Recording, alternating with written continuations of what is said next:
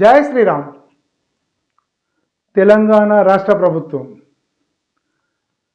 తెలిసా తెలియకో తొందరపాటుతనము కావాలనా లేకపోతే ఉద్దేశపూర్వకంగానో ఎలా అనుకున్నా పర్వాలేదు 3 తప్పులు చేసింది. ఈ 3 తప్పులు ప్రజల్లో నానుతున్నా ఎవరు ఏమీ అనలేని పరిస్థితిలో ఉన్నట్టుగా సమాచారం తెలుస్తున్నది. మొదటిది లగచర్లలో ఫార్మసిటీ అన్నారు, ఏదో అన్నారు, గొడవ జరిగింది. బీఆర్ఎస్ వాళ్ళు వీళ్ళు బీజేపీ వాళ్ళు ప్రతిపక్షాలు అన్నీ దాన్ని కొట్లాడారు, అది ఆగిపోయింది.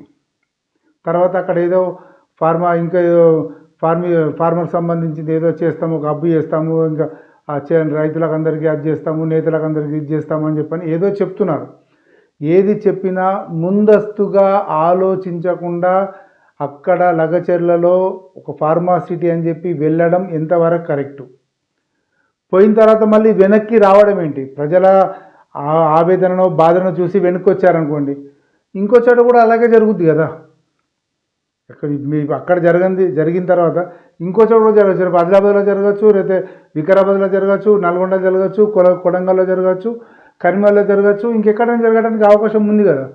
ప్రజల యొక్క ఒపీనియన్ లేకుండా, ప్రజలను అక్కడ సరి అయిన వసతులు కల్పించకుండా, ప్రజలకు సరి అయిన సౌకర్యాలు ఇవ్వకుండా, లేకపోతే నష్టపరిహారం ఇవ్వకుండా ఏదైతే ముందుకు తీసుకెళ్ళి మీరు చేశారో లగచర్ల, అది ఒక ఫెయిల్ ప్రాజెక్ట్ అయిపోయింది.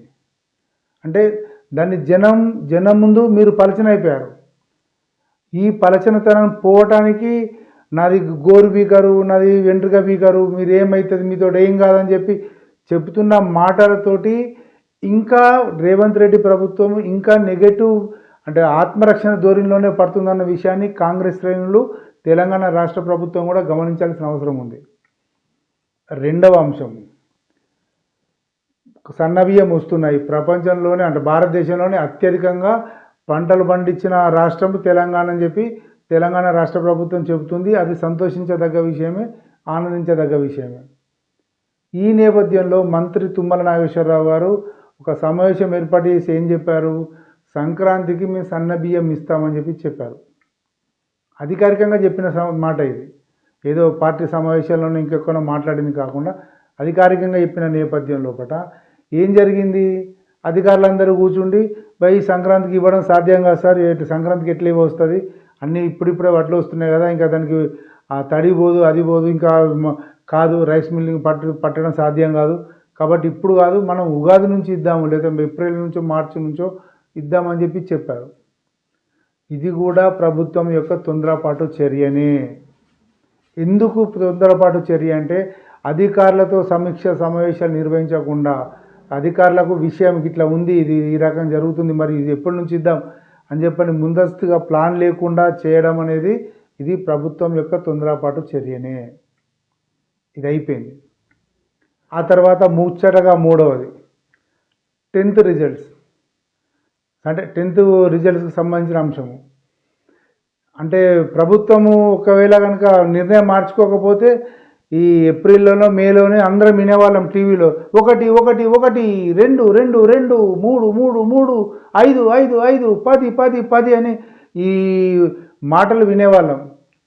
అంటే మార్కుల విధానం, అంటే 600 మార్కులు వచ్చినాడు 1, 599 వచ్చిన వాళ్ళు 2 అనే విధానానికి, పాత విధానానికి సస్తి చెప్పి కొత్త విధానాన్ని తీసుకొద్దామని చెప్పి అనుకున్నారు. ఓకే, ఏదో ఒకటి అనుకున్నారు, అది బయటకు వచ్చేసింది, ప్రకటించేశారు. మళ్ళీ 2 రోజులు కాలేదు, 1 రోజు కూడా కాలేదు, మళ్ళీ అది పాత యథాతథ స్థితిని ఇప్పుడు అవలంబిస్తున్నాము, నెక్స్ట్ ఇయర్ చూస్తాము అయిపోయింది. అంటే ఎందుకు ఈ తొందరపాటు ప్రభుత్వానికి అనేది ఇక్కడ వస్తున్న ప్రశ్న.